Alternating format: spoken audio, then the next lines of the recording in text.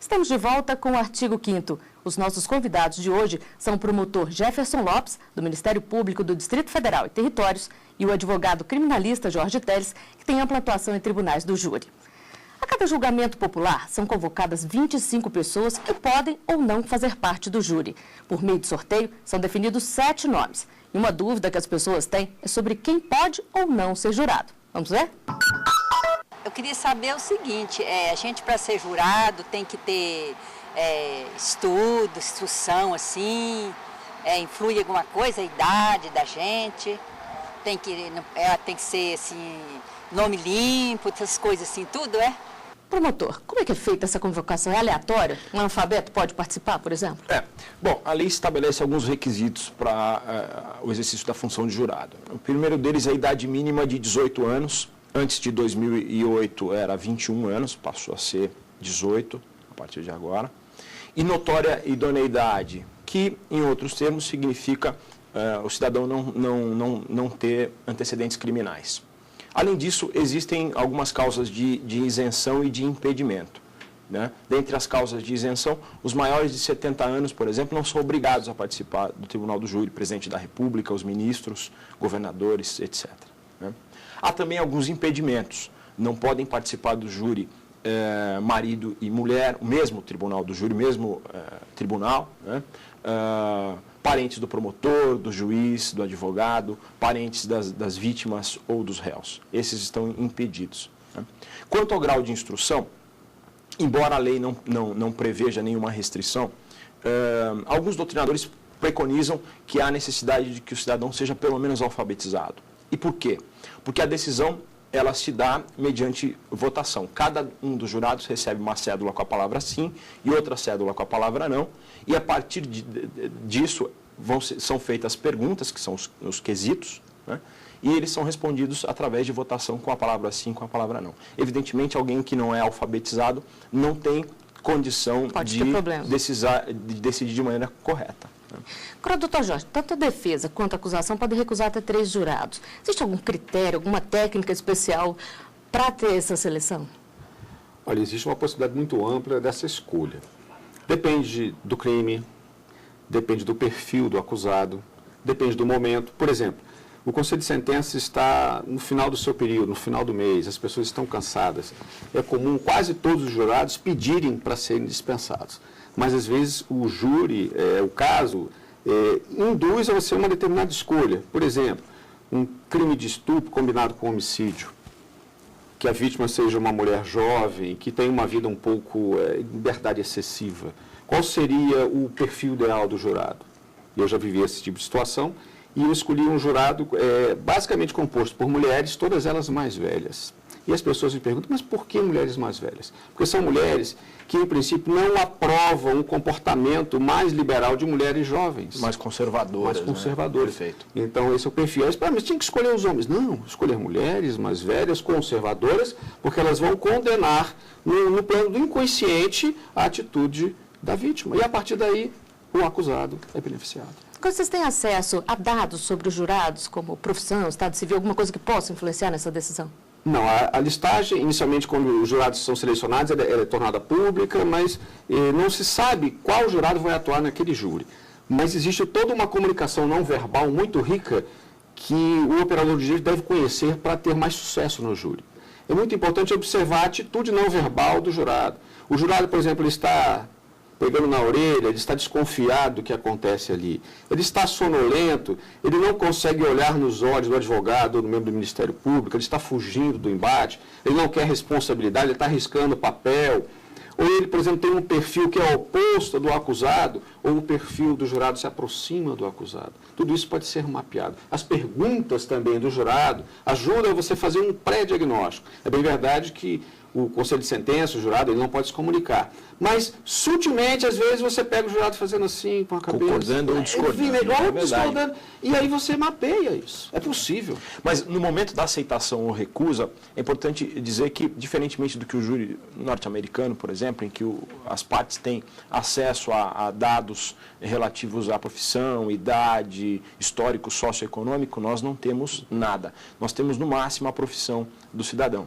E o tempo para aceitação ou recusa é muito restrito. Não dá para fazer um estudo. Não, o cidadão, na verdade, ele é sorteado, ele se levanta e aí a defesa se manifesta, se aceita ou não, e logo em seguida o Ministério Público. Nós temos questão de segundos para decidir se vamos aceitar ou não aquele determinado. E a decisão é imotivada. Em relação a esses 3 jurados, sim. Podemos recusar mais jurados, mas é imotivando. Olha, eu não aceito porque ele é amigo do réu, ele é amigo da vítima. Né? E alguém pode se oferecer para ser jurado? Como é que a gente pode evitar aquela figura do jurado profissional, aquele que participa de muitos julgamentos? A princípio, é feita uma lista pelo juiz anual e essa lista é extraída dos bancos de dados de serviço público, do Tribunal Regional Eleitoral e etc. O Tribunal do Júri, nós não dissemos isso, ele existe como garantia do cidadão que está sendo acusado de ser julgado pelos seus pares, mas também como direito do cidadão de bem de participar do processo de decisão judiciária. Na verdade, é uma forma de abertura do Poder Judiciário ao cidadão comum. Então, o jurado profissional, a existência do jurado profissional vai contra isso. É interessante que, na verdade, haja uma rotatividade. E como deve ser o comportamento de alguém que participa de um júri popular? Um caso chamou a atenção em Brasília. Uma jurada foi condenada a pagar indenização por danos morais à família da estudante Maria Cláudia Delísola, assassinada brutalmente em 2004 pelo caseiro e pela empregada. A jurada, estudante de Direito, foi responsabilizada por ter divulgado na internet fotos do processo.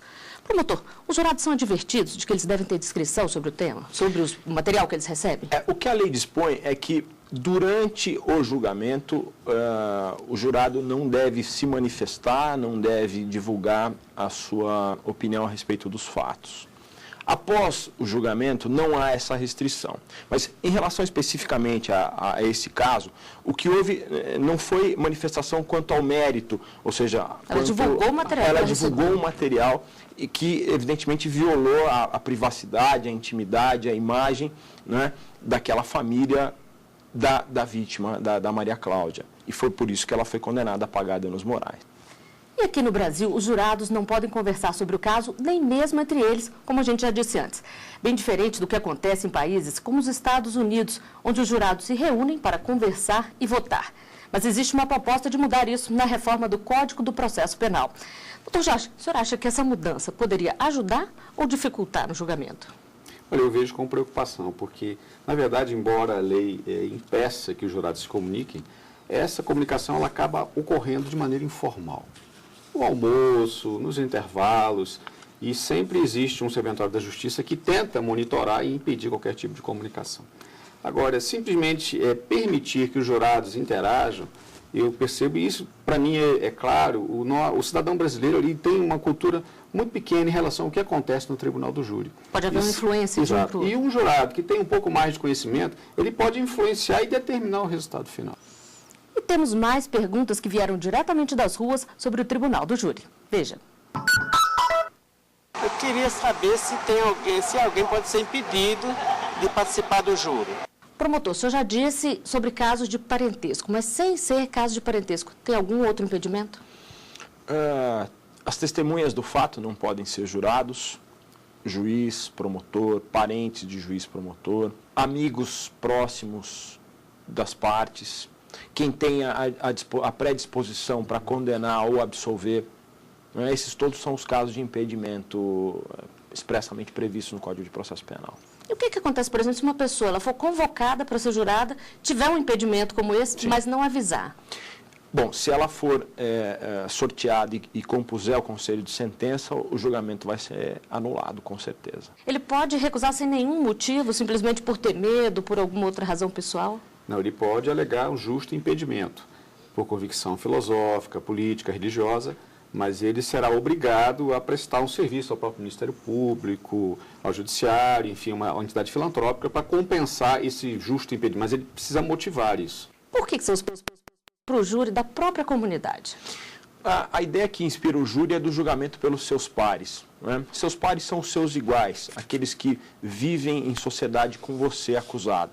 Então, com base nisso, aqueles cidadãos que participam do julgamento devem interagir, ou pelo menos estar inseridos dentro da mesma sociedade que aquele que está sendo julgado.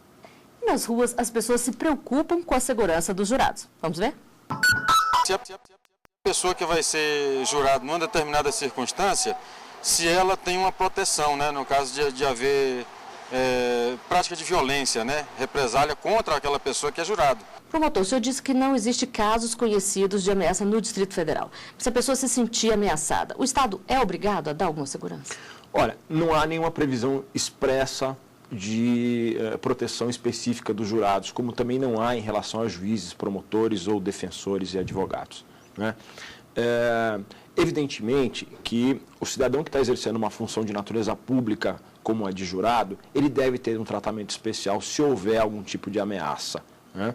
E, apenas para ilustrar, na circunscrição judiciária onde eu trabalho, os jurados, por exemplo, eles, quando a sessão de julgamento termina muito tarde, eles são levados pelos carros do Tribunal de Justiça às suas residências para evitar algum tipo de problema na saída com os parentes dos réus, por exemplo, né? Doutor Jorge, o senhor tem conhecimento de alguma ameaça a jurados? Não, desconheço. Inclusive, eu tenho uma experiência pessoal, eu já fui jurado também, e é comum essa sensação quando, por exemplo, o acusado ele tem um histórico criminal muito forte, há um certo receio. Mas eu também concordo com o promotor, não existe nenhum histórico, e, na verdade, o Estado, ele realmente protege, ele procura cuidar da segurança do jurado. Não vejo nenhum risco concreto em relação a essa questão. Agora, para vocês, o funcionamento do Tribunal do Júri está bom como está ou precisa de alguma mudança? Bom, para mim, enquanto advogado, a mudança introduzida pela última lei, eu vejo que prejudicou a defesa. Por quê? Na lei anterior, tanto o Ministério Público quanto a defesa tinham 2 horas para sustentar o seu argumento e depois a réplica e a réplica tinha uma duração de 30 minutos. Houve uma inversão. Agora, tanto a defesa quanto a acusação tem 1h30 e depois 1 hora para a réplica e a tréplica. E, a meu ver, esse tempo é muito longo, porque o jurado já está cansado. Ele já assistiu 3 horas de debates, depois, quando ele pensa que ele vai assistir umas 2 horas, ele normalmente se desmotiva. Na lei anterior eram 4 horas de debate, mas depois era só meia hora na réplica, meia hora na tréplica. Era mais fácil entregar um argumento melhor formatado para o jurado. E para o senhor, promotor? Eu acho que a sistemática do júri ela é boa. Há muitos colegas advogados e promotores que criticam o funcionamento do Tribunal do Júri, a falta de preparo para decidir questões tão importantes, mas eu acho que a sistemática atual ela é boa. Eu faria algumas correções. Eu, de certa maneira, não concordo integralmente com o Dr. Jorge quanto à questão da deliberação, né? Acho que talvez seja um sistema bom, e nós estamos caminhando, Dr. Jorge, para uma melhoria nas condições, né, de educação, e isso vai acarretar uma maior participação, uma melhoria na qualidade dos jurados. E, aliás, isso já tem ocorrido, né? Há 30 anos atrás, o jurado era muito mais suscetível a emocionalidades e à eloquência dos debatedores do que hoje, né?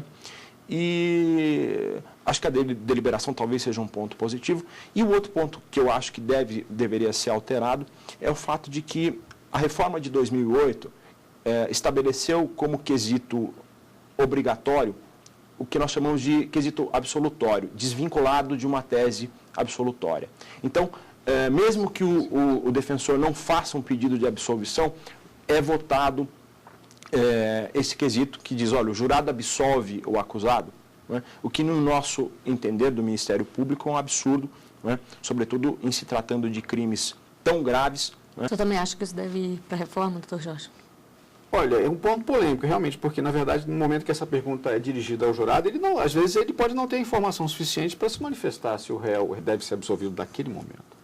Talvez a lei tenha que prever ser reformada para colocar outras informações antes de chegar a essa formulação e questionar os jurados se eles têm um convencimento que o acusado deve ser absolvido. O sujeito pode ser absolvido simplesmente porque o jurado teve piedade dele ou teve medo, né? Ou porque empatizou, ou até porque se enganou no momento de votar, né? E, em relação a isso, nós temos nos insurgido porque achamos que um país que é signatário de diversos instrumentos de direito internacional e que, portanto, tem o dever de zelar pela vida humana, não pode possibilitar nos seus julgamentos internos absolvição sem fundamento jurídico, sem fundamento legal.